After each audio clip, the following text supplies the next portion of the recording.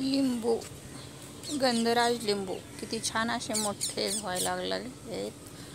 ठीक, आता पाऊस पडल्यामुळे झाडांची पानं आणि फळे किती सुंदर असे दिसतात.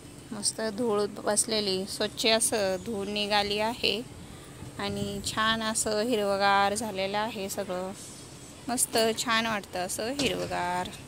नाहीतर उन्हाळ्यात असे पानं वाळून चाललेले होते. आता पाऊस पडल्यामुळे पानं हिरवीगार आणि झाडं पण आपले चांगले झालेले आहेत. आता हे असे पानं वाळलेले काढून टाकायचे म्हणजे काही झाडावर असं छान वाटतं. असं पानं काढून टाकले की हे उन्हाने वाळलेली पानं आहेत, हे आपण असे काढून टाकायचे. तर हे पानं आपण वाळलेली काढून घेतलेले आहेत. त्या झाड आपलं असं सुंदर दिसतं.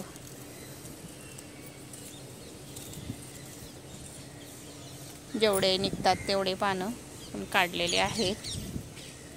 लिंबूची साईज पण आता छान अशी मोठी व्हायला लागलेली आहे. याला 12 महिने असे लिंबू लागायला चालू राहतात. छान वाटतं असं लिंबू झाडाला येत राहिले की. तर शेवंतीची फुलं पांढऱ्या कलरचे किती सुंदर अशा कळ्या आणि फुलं छान फुलायला लागलेले आहेत. इथं आलेला आहे आपला पुदिना. तर पाऊस पडल्यामुळं पुदिना पण हिरवागार असा छान व्हायला लागलाय. मस्त भरपूर असा पुदिना हिरवागार झालेला आहे. उन्हाळ्यामध्ये सगळी पानं याची वाळून गेलेले होते. आता हिरवागार पाऊस पडल्यामुळे 2-3 वेळा पाऊस पडला, तर 4 वेळा पाऊस पडला, त्याच्यामुळे सगळे झाडं आपले हिरवेगार आणि मस्त झालेलं आहे. कारल्याचा वेल पण छान असा मस्त हिरवागार असा वाढायला लागलाय. त्याला कारले लागलेले नाहीत, पण वेल हिरवागार छान. पुदिना आणि ही वव्याची पानं, याच्यावर किती धूळ घाण बसलेली होती. आता पावसामुळे धुवून गेल्यामुळे हिरव्यागार दिसायला लागलेला आहे छान असं. सीताफळाच्या झाडाला पण आता भरपूर असे फुलं लागायला चालू झालेले आहेत. भरपूर असे सीताफळाच्या झाडाला फुलं कळ्या अशा मोठ्या साईजनी व्हायला लागलेल्या आहेत. पाऊस पडल्यामुळे छान असं मस्त कळ्यांनी भरगच्च झालेलं आहे झाड आपलं. भरपूर अशा कळ्या लागलेल्या आहेत.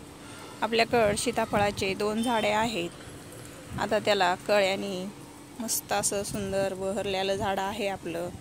छान वाटतं. असे हिरवेगार झाडं मस्त झालेले आहेत. इथं गुलमोहरला फुलं बघा किती सुंदर. संध्याकाळच्या वेळी फुलं छान फुलतात आणि झाडं पण आता हिरवेगार आणि कळ्या भरपूर आलेले आहेत गुलमोहरला. हे चांदणीचं झाड आहे. छान मस्त भरपूर अशा कळ्या लागलेल्या आहेत. आणि हे जास्वंदाचं झाड किती सुंदर असे मस्त फुटी फुटलेले आहेत आणि झाड पण आपलं खूप वाढलेलं आहे आणि हिरवगार मस्त छान आहे. फुलं याची लाल कलरची भारी वाटतात. छान असे फुलं येतात ह्याला. मस्त वाटतं असं हिरवगार झाड असलं की. हे आपल्याकडं सीताफळाचं दुसरं झाड आहे. त्याला पण भरपूर अशा कळ्या आहेत आणि याला सीताफळे असे भरपूर असे मोठे झालेले आहेत. ह्याचे 3 सीताफळं आहेत त्याला. असे कळ्या पण आहेत आणि सीताफळं हे पण ह्याची मोठी झालेली आहेत. त्याला पण कळ्या अशा भरपूर मोठ्या व्हायला लागलेल्या आहेत. तर 3 सीताफळं आहेत ह्याला लागलेली. छान हे सीताफळाचं झाड आपलं मस्त सुंदर आहे. याला एकच डाळिंब आहे. लाल कलर किती सुंदर आलेला आहे. छान कलर आहे लाल, मस्त वाटतो डाळिंबाचा. शेवंती पण मस्त पावसामुळे हिरवीगार दिसायला लागलेली आणि छान मस्त फुटलेली आहे.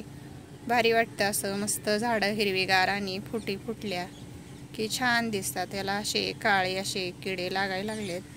याच्यावर स्प्रे केला पाहिजे. याच्यावर भरपूर असे काळे किडे झालेले आहेत.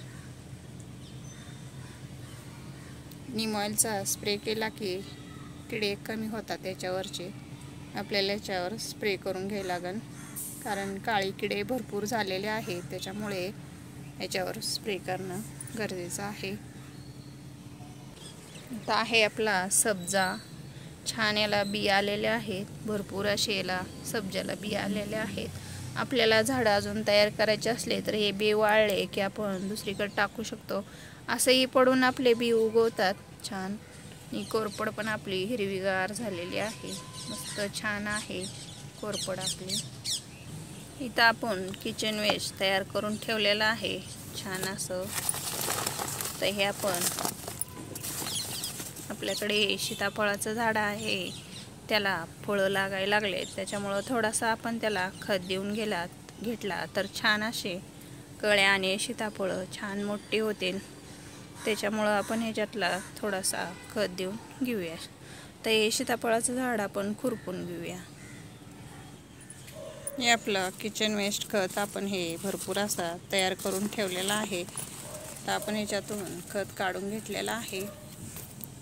हे आपण भरपूर असा अर्धा किलो होईन असा खत आपण भरपूर काढून घेतलेला आहे. आणि आपल्याकडं गज आहे, त्याने हे झाड आपण खुरपून घेऊया. खुरपून घेतल्याने काय होतं, माती अशी मोकळी होते आणि खत देण्यास चांगलं असतं. खुरपून घेऊन झाडाला कधी पण खत द्यावं, म्हणजे खुरपून घेतलं की झाडाची माती अशी मोकळी आणि खत पण आपला झाडांच्या मुळापर्यंत जातो. त्याच्यामुळं असं खुरपून घ्यायचं. आणि त्याच्यात गवत जर आलेलं असलं, वाढलं असेल तर ते पण असं झाडांना निरोगी आणि मोकळं अशी कुंडी आपली राहते. त्याच्यामुळं असं खुरपून घेऊन खत दिला की आपण किचन वेस्ट खत घेतलेला हे आपण सीताफळाच्या झाडाला देऊन घेऊया. आता काय ह्याला फुलं आणि कळ्या भरपूर लागायला लागल्या आहेत, त्याच्यामुळं खताची गरज पडते, म्हणून हे आपण खत देऊन घेतलेलं आहे.